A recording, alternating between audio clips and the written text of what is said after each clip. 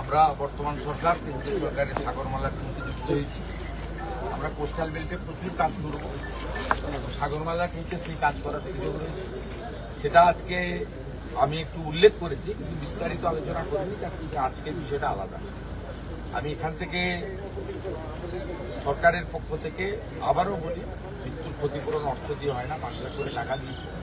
উপযুক্ত পরিবারগুলো যারা আছে তাদেরকে আমরা পুলিশকে বলেছি হোমগার্ডে অথবা সিভিক ভলেন্টিয়ার্সে একটা করে কাজের ব্যবস্থা করে দিতে হবে, কারণ তাদের বাড়ির লোকেরা চায় না কেউ সমুদ্রে যায়। স্বাভাবিক একটা শক্ত কাজ করছে। তা আমরা এমনি ফিশারম্যানদেরকেও আমাদের প্রোটেকশন দিতে হবে। এরকম ঘটনা আমাকে প্রণববাবু বলছিলেন প্রতি বছরই বলে। সরকার কোনো ভূমিকা পালন করে। প্রথমবার সরকার কিছুটা কেন অনেকটাই, তাদের কথা আমার কথা না। আমি মনে করি এটা আমাদের দায়িত্ব, আমরা এটা করছি। আর এখান থেকে ভার্চুয়ালি আমরা শ্যামপুর, চাকদা এবং কল্যাণী, সেখানেও যারা ক্ষতিগ্রস্ত পরিবার তাদের হাতেও ওখানকার বিডিও এবং এমএলএরা ছিলেন, চেক প্রদান করেছি। তাদেরও পাশে আমরা থাকবো, কিন্তু আমরা কাজ দিতে পারবো না যেহেতু পশ্চিমবঙ্গের নাগরিক নয়। উড়িষ্যার যে 3 জন মৎস্যজীবী মারা গেছে তাদেরকেও আমরা সাহায্য করবেন বলে দিচ্ছি। তিনি আমাদের সচিবালয় যোগাযোগ করে তাদেরকেও আমরা সমপরিমাণ অর্থ দেব। এনারা বিমা সহ অনেকগুলো বিষয়ে ফিশারম্যান অর্গানাইজেশন তারা উদ্যোগ গ্রহণ করছেন। আমরা কন্ট্রোল রুম এবং আধুনিক দূরভাষ ব্যবস্থার মধ্য দিয়ে আবহাওয়া খারাপ থাকলে তাদের কীভাবে ফিরিয়ে আনা যায় আগে জানিয়ে দিতে পারি, অথবা কেউ বিপদে পড়লে দ্রুততার সঙ্গে কি করা যায় সেটা দেখা। কোস্টাল থানাগুলো তৈরি হয়েছে, কিন্তু না আছে লোকজন, না আছে পুলিশের আধুনিক বোট সরঞ্জাম ইত্যাদি। কিছু দক্ষ পুলিশ, কোস্টাল পুলিশ আমরা দেব, এবং ডিজাস্টার ম্যানেজমেন্টকে বলা হয়েছে যে তারাও একটা টিম তৈরি করবে। তারা আধুনিক মানের দ্রুত উদ্ধার কার্যের জন্য বোট বা ইত্যাদি। অন্য রাজ্যগুলো এই বিষয়ে অনেক অ্যাডভান্স, আমরা অনেক পিছিয়ে আছি।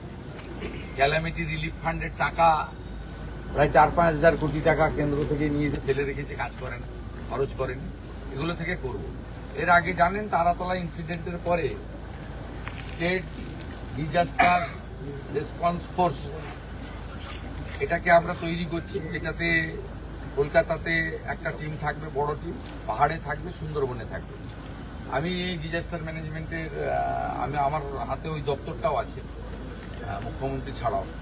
আমি প্রিন্সিপাল সেক্রেটারি রাজেশ সিনহাকে এবং ডাইরেক্টর ডিজি যিনি আছেন সঞ্জয় সিং, আমি কালকেই নির্দেশ দিয়ে দেবো দীঘার জন্য একটা 50 জনের টিম তৈরি করার জন্য, যাতে আধুনিক সরঞ্জাম নিয়ে দীঘা সম্পর্ক এই মোহনাতে তারা থাকে। তার ফলে আমাদের একদম ধরে নিন আপনি খেজুরির আমাদের মোহনা যেটা হিজলি বা তালপাটি, ওই মোহনা থেকে শুরু করে একদম জয়পুর পর্যন্ত বিস্তীর্ণ এলাকায় একটা কুইক রেসপন্স টিম আমাদেরও তৈরি করা দরকার বলে মনে হয়েছে। এই কথাগুলি আলোচনা হয়েছে, চেকটা প্রদান করেছে। চোখের জল তাদের দেখা যায় না, তাদের বাড়ির যারা তরুণ ছেলেরা আছে তাদেরকে আশ্বস্ত করেছি যে অভিভাবক চলে গেছে, কিন্তু পশ্চিমবঙ্গ সরকার আপনাদের অভিভাবকত্ব দায়িত্বটা পালন করবে। অন্নপূর্ণা ভান্ডার বা আয়ুষ্মান প্রকল্প যেগুলো রাজ্য সরকারের প্রকল্প আছে এগুলো কি পাবে তো? আয়ুষ্মান কেন পাবে? সেটা তো কোনো ব্যাপার নেই। আমি যে পরিবারগুলো আছে তাদেরকে আমি পরামর্শ দিলাম যে যারা অকালে উইডো হয়ে গেলেন, আমি বিডিও রামনগর 1কে বলেছি তাদেরকে অন্নপূর্ণা যোজনা দেখলাম যে পেয়েছেন একজন দুজন, আর 1-1 হয়তো পাননি। যেহেতু আমাদের উইডো পেনশন 1,500 টাকা আর অন্নপূর্ণা 3,000 টাকা, 3,000 টাকাই যাতে তারা পান অতিরিক্ত, সেটাও করা হয়েছে। আর ওদের স্কলারশিপ 18 বছর পর্যন্ত মিশন বাৎসল্য, তাতেও যারা পড়াশোনা করছে 18 বছর পর্যন্ত তারা 4,000 টাকা করে স্কলারশিপ পাবে, সে ব্যবস্থা করা হবে। বাকি কাজ এলাকার এমএলএ চন্দ্রশেখর মন্ডল দেখবে। 2064 সেফটি সিকিউরিটি নিয়ে বরাবরই একটা প্রশ্ন থাকে, মানে ওরা সাফিসিয়েন্ট লাইফ জ্যাকেট থাকে না, ট্রলারগুলোতে যে সেফটি সিকিউরিটি থাকার কথা সেগুলো রাখা হয়।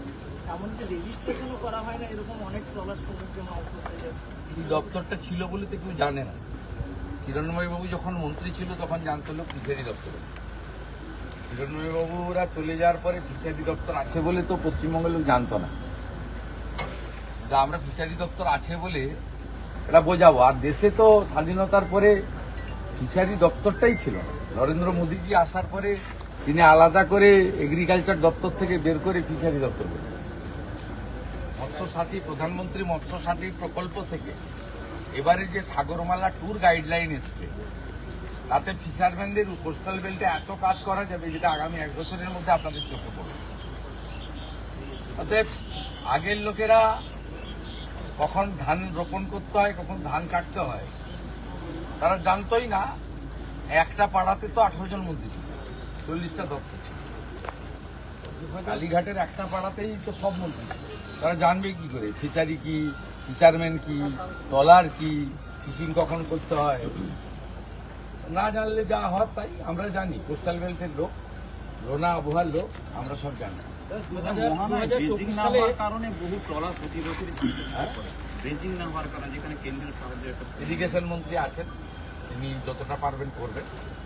এর আগে শঙ্করপুরে অনাদিবাবু লজের ওই পোর্শন থেকে শুরু করে এই পর্যন্ত আমি মন্ত্রী ছিলাম ইরিগেশনের, আমি বানিয়ে দিয়েছিলাম। পরে এতদিন হয়ে গেছে, প্রতি বছরই বান আসে, ছাড়াছাড়ির পোটাল আসে, বিভিন্ন সাইক্লোন, কখন জজ, কখন আমফান, কখন ইত্যাদি ইত্যাদি আসে। এটাতে ক্ষতিগ্রস্ত হয়েছে, সারানো হয়নি। ফিশারি মিনিস্টারকে বলেছি স্কিম তৈরি করুন, আপনার ডিপার্টমেন্টে টাকা থাকলে করে দিন, যদি অ্যাডিশনাল টাকা লাগে ফিনান্সে পাঠানো। আরেকটা